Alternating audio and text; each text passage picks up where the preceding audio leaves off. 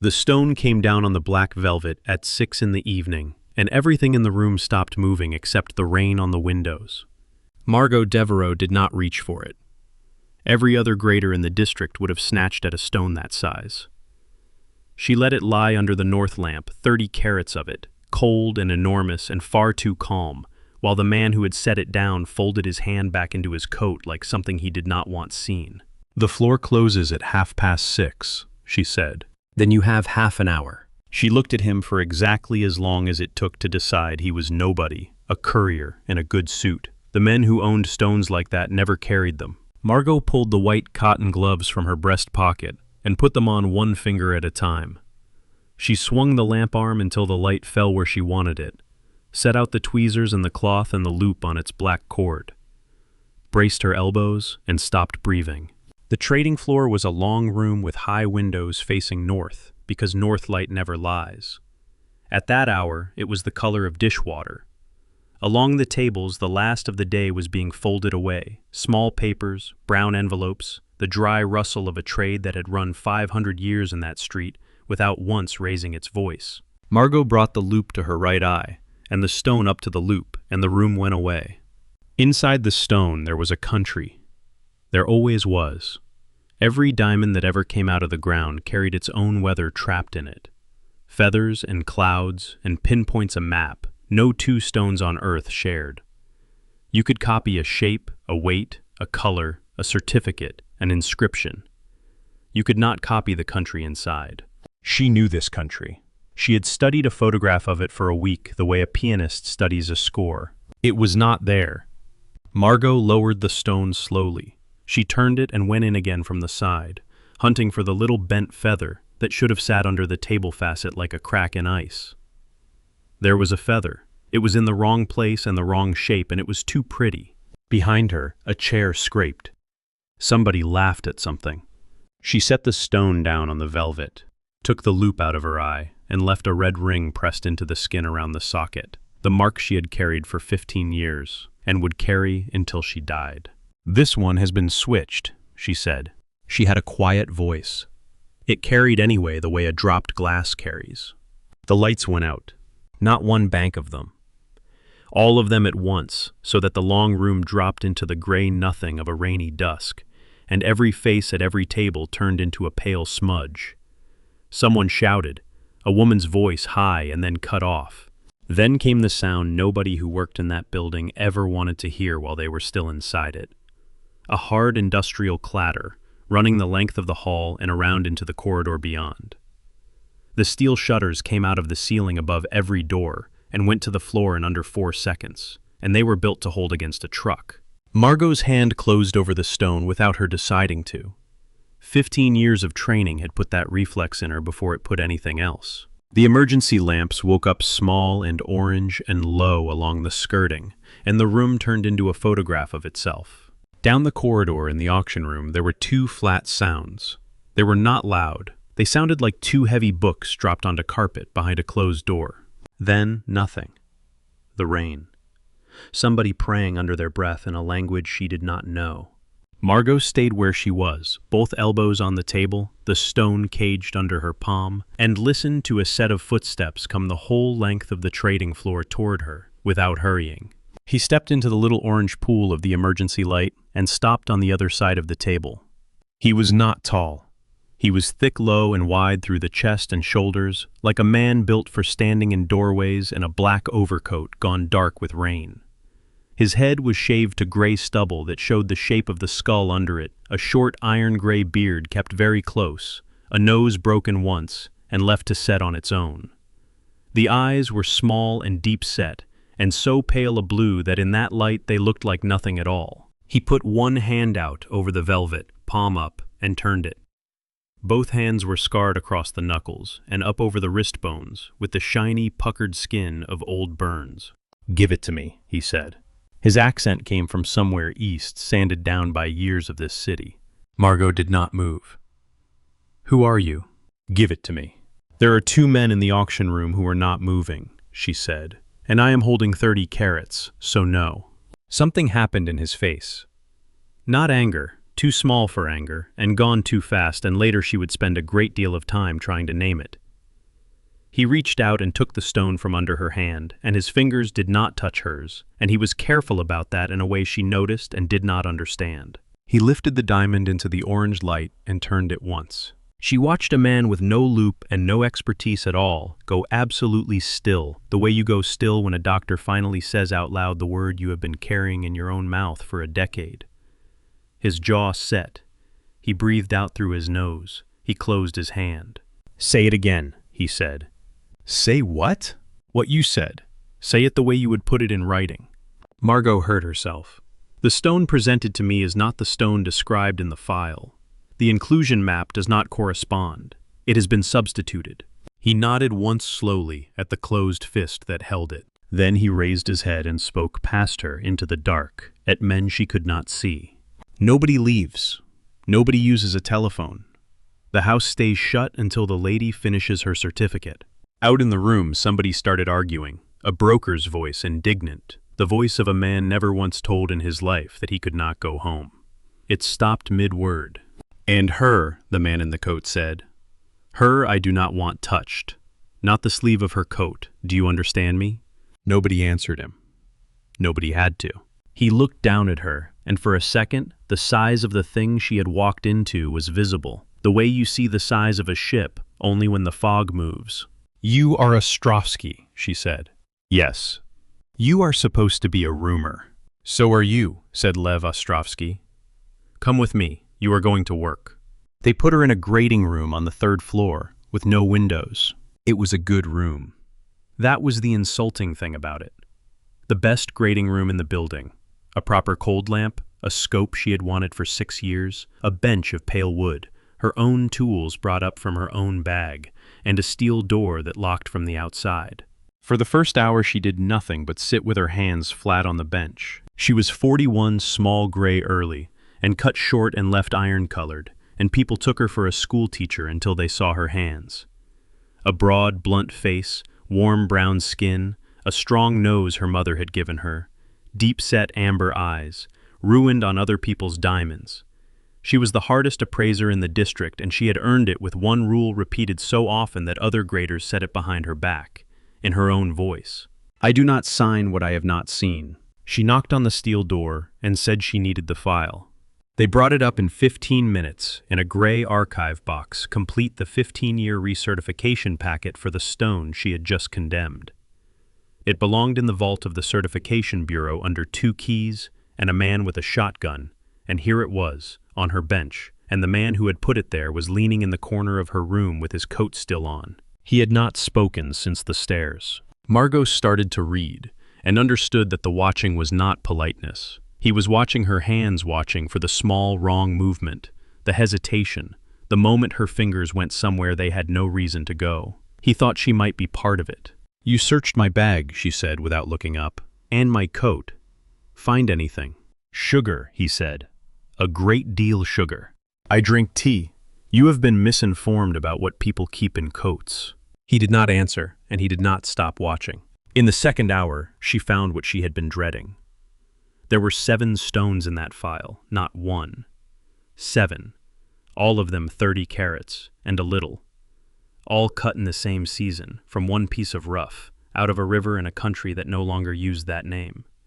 Each carrying a different country inside. 7 stones. 7 families. Everyone in that street had heard the story, in the tone people use for a legend they half believe, and would never repeat to an outsider. 7 houses that had spent a generation killing each other cut a piece one night in a back room, and did not write it on paper because none of them trusted paper. They cut it into a stone and split it 7 ways. As long as all 7 were true, the treaty was true. "They exist," she said. "They exist, and one of them is not the correct stone, and you are the only person in this country who can say what that means."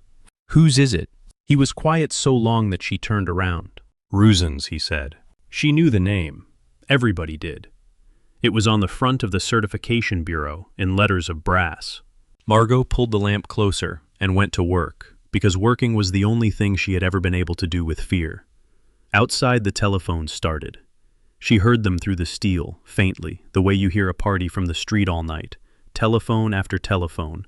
In the offices below, men shouting into them in 4 languages. Twice her own name came up through the floor. Devereaux, Devereaux. She worked until 2 in the morning. When she raised her head, he was still standing. "Sit down. You are making the light move." He sat on a stacking chair in the corner and did not take his coat off. By 4, she needed a true stone from the set beside the false one, because she was not going to write a sentence that would kill people on the strength of a photograph. He went out. She sat in the dead quiet, doing the arithmetic on how long it takes to get one of the 7 treaty stones of Antwerp out of a family vault at 4 in the morning, and came up with days, not hours. He was back in 22 minutes, with a stone folded in a paper. She laid them side by side on the black cloth, the true and the false, beautiful and identical, and one of them a lie. "You could have had anyone do this," she said, "anyone with a scope and a nerve." "Because when you say a thing," Lev said, "the 7 houses will believe it, and they will not believe anyone else. That is the whole of it." She worked. Somewhere in the 5th hour of it, she became aware that he had stopped watching her hands. He was watching her face, not the way men in that street looked at women. He watched the way a man watches weather he cannot go out in. And every time she lifted her head, he was already turning away, faster than a man needs to turn away from a woman he has never met. And by the time her eyes reached him, he was looking at the door. At 10:30 in the morning, 16 hours into it, she put down her tweezers. "I know when it was switched." He came off the chair. "Not last month. Not last year. The inscription on the girdle is genuine cut with a laser they stopped using a very long time ago, and the wear on its edges is wrong for a stone that has sat in a vault. Somebody cut that inscription into the substitute at the time, which means it went into the set at the last recertification, and not after it. 15 years ago. She heard her own voice flatten out. In the spring, a grader of this exchange signed that stone as true. He either did not look or looked and lied. She waited for him to be pleased. She had just handed him a spear. Lev Ostrovsky stood in the middle of the room, with his burned hands hanging at his sides, looking at the wall above her head, and he had gone the color of the paper on the bench. "Finish it," he said. "That is finished. That is the finding." "No." He was already moving to the door. "It is not finished until you have seen the original certificate, and you will not see it because it does not exist. Write it without." "I do not sign what I have not seen," Margot said. He stopped with his hand on the steel. "Then we are going to have a problem, you and I," he said, "and I would rather not." The exchange was still sealed at noon. Through a slot window, she saw the crowd under the shuttered arch, brokers and cutters, and men from the offices silent in the rain, looking up at a building they could not enter. It looked like a funeral, where nobody would say who had died. At 1 in the afternoon, the shooting started. It came from the ground floor, and it was nothing like the movies, flat and ugly and enormously loud in a stone building, and it went on for 11 or 12 seconds. In the middle of it, the door came open, and Lev crossed the room in 3 strides and took her off the stool. He did not carry her. He got a fistful of her collar and the belt of her skirt and put her down behind the steel leg of the bench, and came down over her, and he was a wall. He smelled of rain and cold iron. His forearm went up over her head against the wood, and his other hand flattened over her ear hard enough to hurt, and only afterward did she understand he had done it so the noise would not take her hearing. The lamp came off the bench and burst. Something struck the doorframe twice. A man screamed in the corridor, and then stopped screaming. Under all of it, she could hear his heart very slow, and her own going like a bird in a box. Then it was over, and the silence afterward was worse.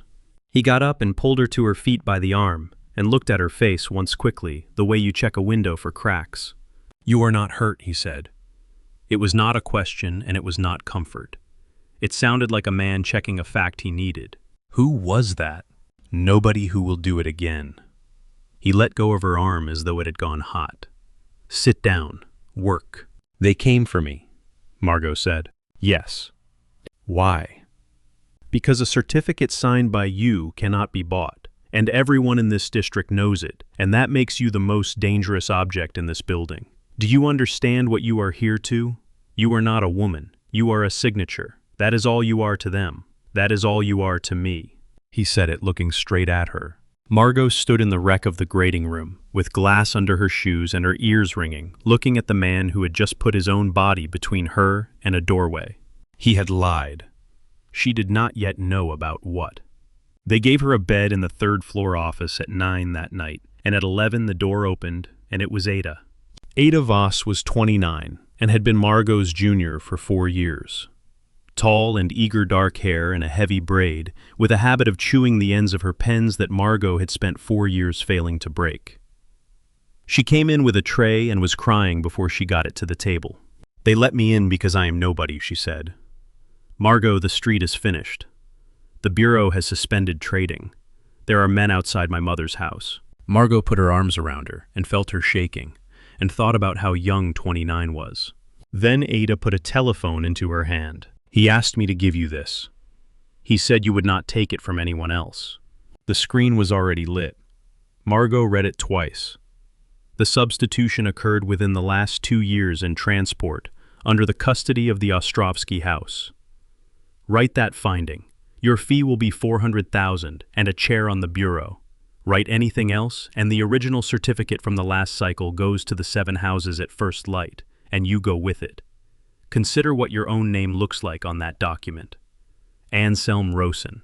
Margot stood in the dark office with the tea going cold and read the last line again. Consider what your own name looks like on that document. "He said you would know what it means," Ada whispered. "Get out," said Margot. "He can protect all of us. All you have to do is write what he wants." "Get out of this room," Margot said, "before I forget how long I have known you." Ada went and the door closed, and Margot stood absolutely still in the dark for a long time. Then she found the steel door and hit it with the flat of her hand until somebody came. "Ostrovsky," she said. "Now." He came up at midnight. She held out the telephone. He read it under the one working lamp, and she was watching very carefully by now, so she caught the exact half-second when the small, pale eyes went from a man reading a threat to a man reading his own obituary. "The original certificate," Margot said, "from 15 years ago. The one you told me does not exist. He has a page of it." "How do you know?" "Because I have the rest, and I have had it for 10 years, and I know exactly which page I did not manage to get." "Show me." "No. Show me, or I write nothing, and you can put me out on the street with the crowd and see how long I last." "You would not last the walk to the corner." "Then show me." Something in his shoulders let go, and it was the first time she had seen him look like a man rather than a fact. "All right," he said.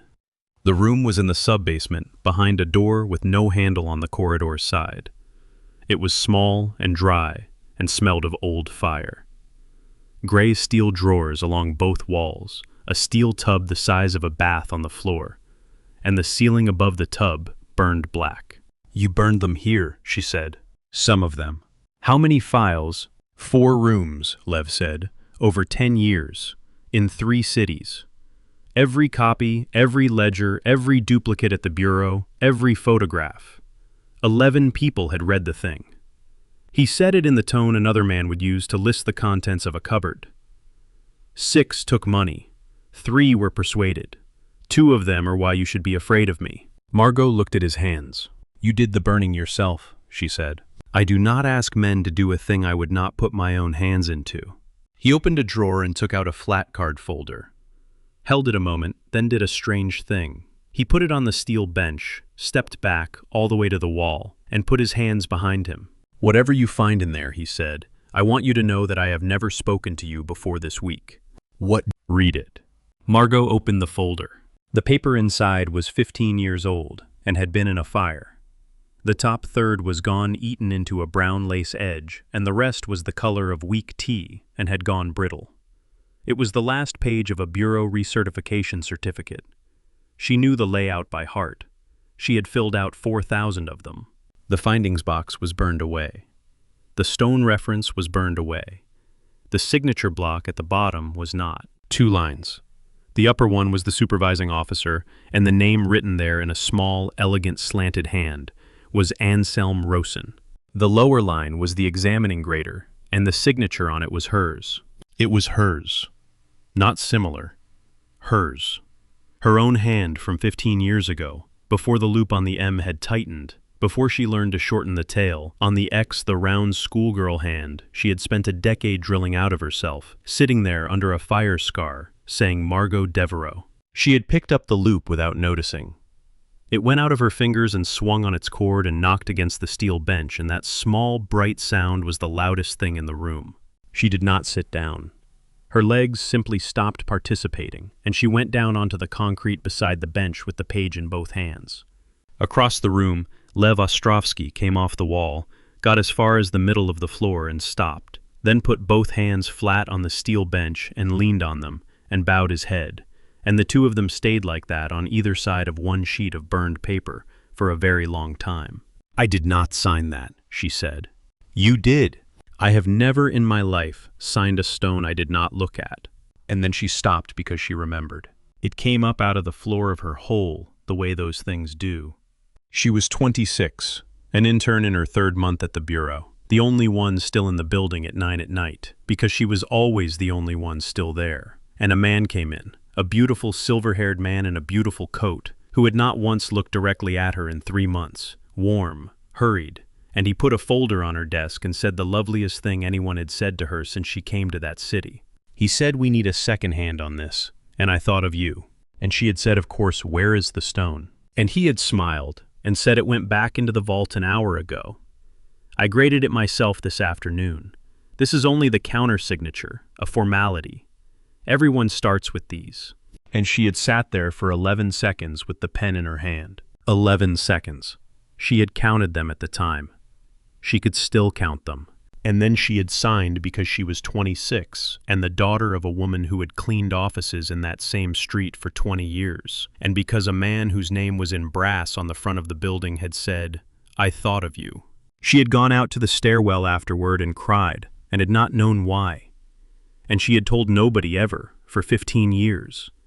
And she had built an entire career and an entire personality on a sentence she started saying the following Monday and never stopped saying.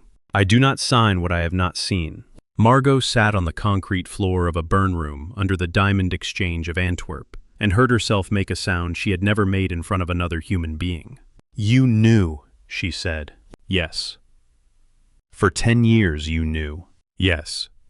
"Why did you not use it?" Her voice came out wrecked. "Do you understand what that page is worth? Ruzin has held this street by the throat for a decade, and you were sitting on the one piece of paper that hangs him, and you burned it. Why?" Lev Ostrovsky lifted his head. "Because it hangs you first," he said. The lamp buzzed. Somewhere, far above them, a telephone was ringing, and ringing with nobody to answer it. "Do you know what the 7 houses do," he said, "to the hand that signed a false stone into a peace treaty? Not to the man who switched it, to the hand. They cannot touch Rosen. He is one of the 7, and the treaty says what it says.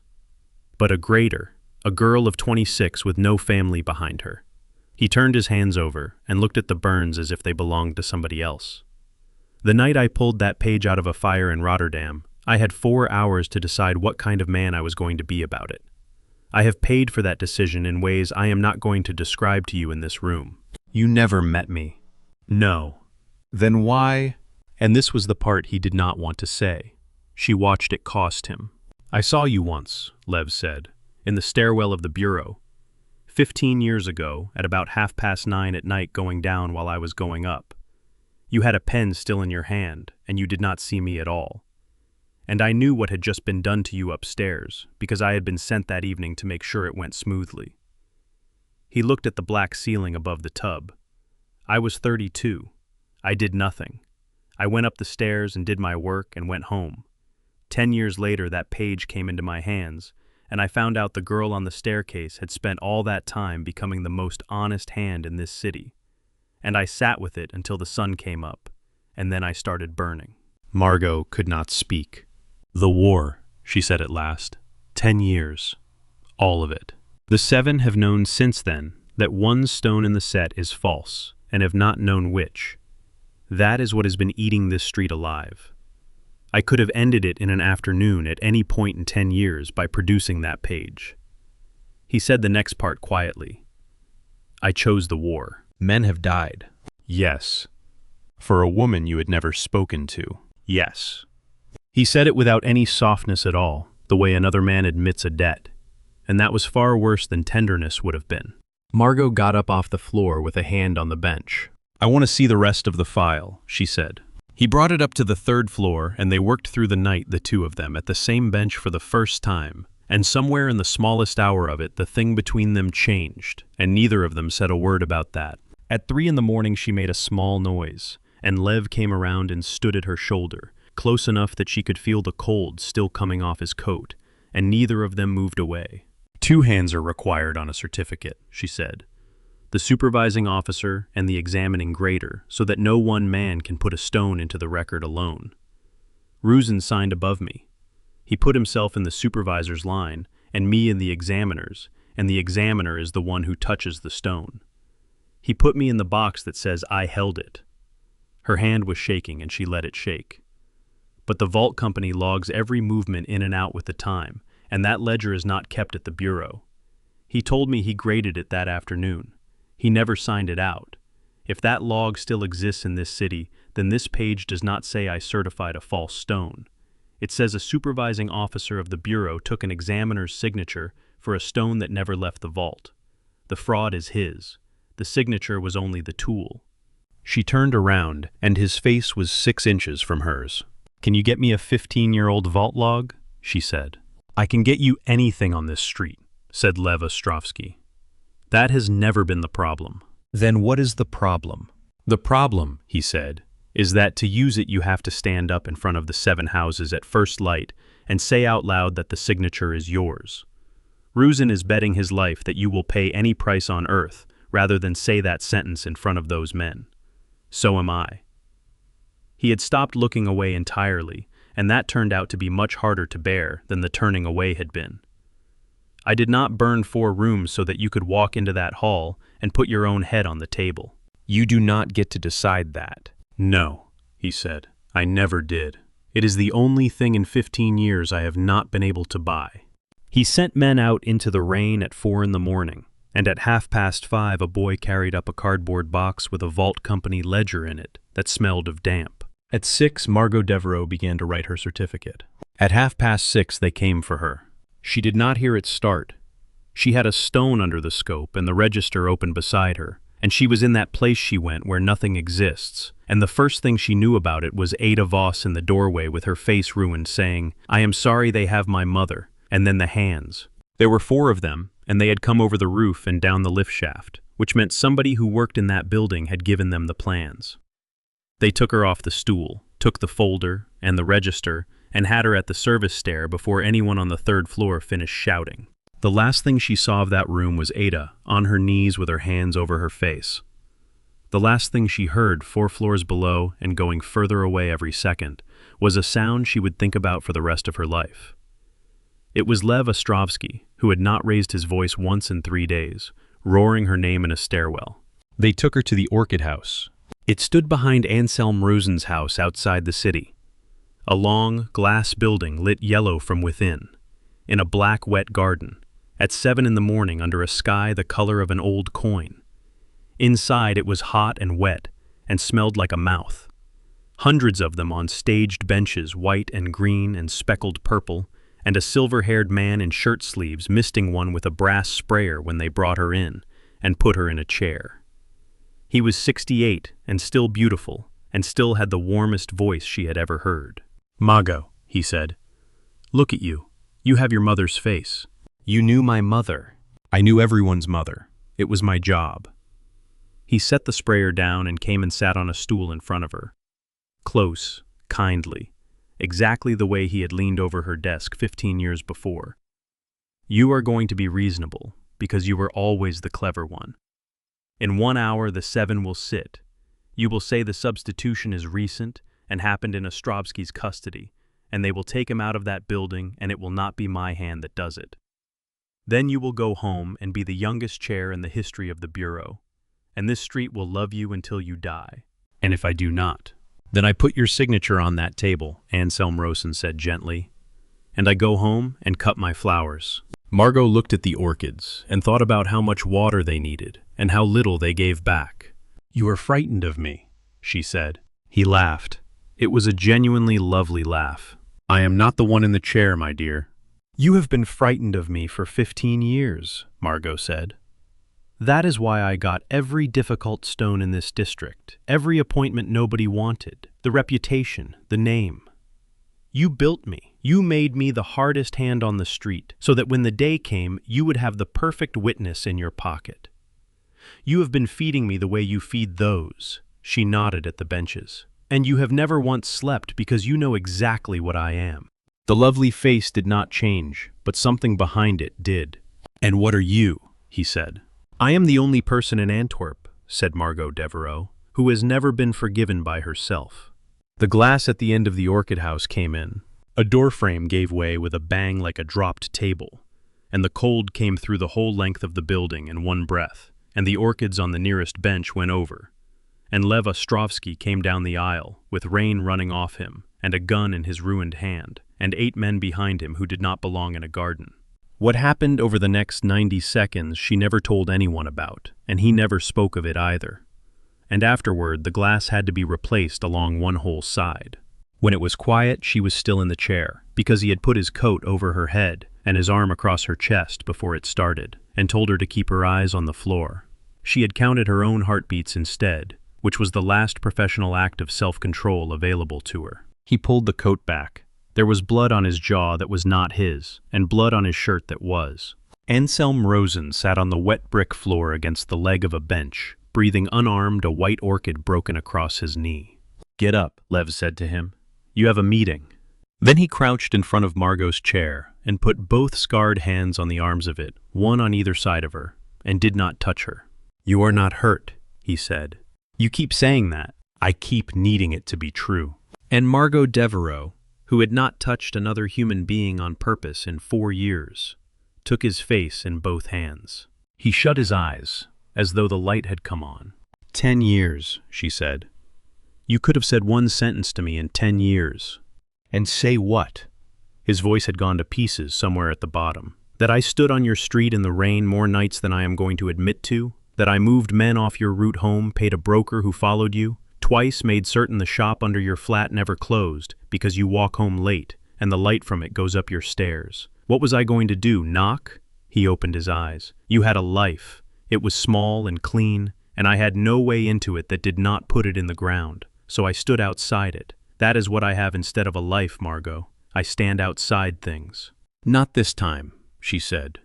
The 7 houses sat at 8 in the morning in the boardroom of the exchange, the steel shutters still down over every door, the rain going sideways past the high windows. 6 men and 1 woman at a long table, old money and old blood and old grievances, and behind each chair a man who was not there for the coffee. Margot Devereaux walked in alone, with a folder under her arm because she had refused to let Lev walk in beside her, and stood at the end of the table in the same gray suit she had put on 2 mornings before. She began with the finding on the stone. She was precise. She used no adjectives. She took 11 minutes, and by the end of it, there was not a sound in the room. Then she put down the first page and picked up the second. Before the bureau registers entered into evidence, she said, the examining grader wishes to place something on the record concerning the previous cycle. Nobody moved. 15 years ago, Margot said, in the spring, at 9 in the evening, I signed the examiner's line of a recertification certificate for a stone I had not looked at. I was 26. I was an intern. I was told it had already been graded and that the signature was a formality. That is not a defense. There is no defense. It is the only stone in my life I have ever certified without seeing, and it is the one that broke the treaty of this street. And every man who has died in this city in 10 years died on the other end of my pen. The woman at the middle of the table put down her cup. I could have written you a certificate this morning without that sentence in it, Margot said. 2 men in this building offered me money for that version, and one of them offered me my life. I am telling you the worst thing about me first because in a minute I am going to ask you to believe the rest of this document, and there is no reason on earth you should believe a word out of my mouth unless I hand you the rope first. Then she opened the vault ledger. It took her 9 minutes to hang Anselm Rosen with a book of dates and initials a clerk had filled out badly in a damp room 15 years ago. The supervising officer's line. The stone that never left the vault. The transport manifest to a cutting house in another country That same week, the sale of a 30-carat river stone to a private buyer 11 days later, and the debts that had eaten the Rosenhaus hollow in the years before that spring. When she finished, the head of the oldest house stood up slowly at the far end of the table, looked down the length of it at the silver-haired man in shirt sleeves, standing between two of Lev's men, and said nothing at all. They took him out through the side door. "There is a third page," she said, "concerning the house of Ostrovsky and the concealment of evidence over 10 years, and I am obliged to enter it. He knew. He has known for a decade. He destroyed 4 archives. He bought 11 people, and he let this street bleed rather than produce that certificate." She looked at the door where Lev stood watching her, with no expectation of mercy at all. And she loved him so much in that moment that she had to look away to keep her voice. "He did it to keep one name out of a room like this one," she said. "Mine. I am not asking you to forgive it. I am telling you what it was." The 7 houses talked for 2 hours behind a closed door. When they came out, the treaty stood. The set would be recut and reissued, and the house of Ostrovsky surrendered its seat and its stone. He gave it up without a word. She watched him lay a 30-carat diamond on that table and walk away from 3 generations of it, and understood it was the cheapest thing he had paid in 10 years, and that he considered it a bargain. The Bureau suspended her license for 2 years, which was less than she had expected and more than she could bear. And the street talked about nothing else for a season, and her name in that district turned into something more complicated and more true. The shutters went up again in the last week of February.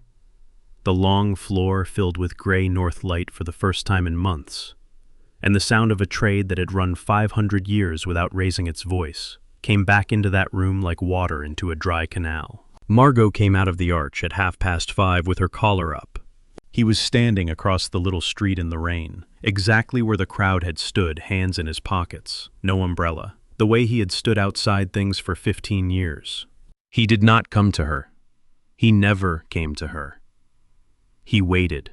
She crossed the wet cobbles, stopped in front of him, looked up at that ruined, ordinary, unbeautiful face, and put something into his hand. A sheet of paper 15 years old, burned into brown lace along one edge, with 2 signatures at the bottom. "They released it to me this morning," she said. "It is mine." I asked. Lev looked at it in his scarred palm and did not move. "There is a fire in my flat," said Margot Devereaux, "and a kettle and an extremely bad cat, and it is 2 streets from here, and I am going to stand in the rain until you decide." He closed his hand around the page. "I have never once been inside anything," he said. "I know." She turned her collar down. "Come inside." And Lev Ostrovsky, who had burned 4 rooms and started a war, and given away a stone worth more than a country to keep one woman's name in the dark, walked across a wet street in Antwerp and went in through a door that somebody had opened for him, and the light from the little shop below her flat went up the stairs ahead of them both. If this one held you the way it was built to, there are more of them waiting here, and the next begins the way every dangerous love story begins, with a door that should have stayed shut. Stay for it.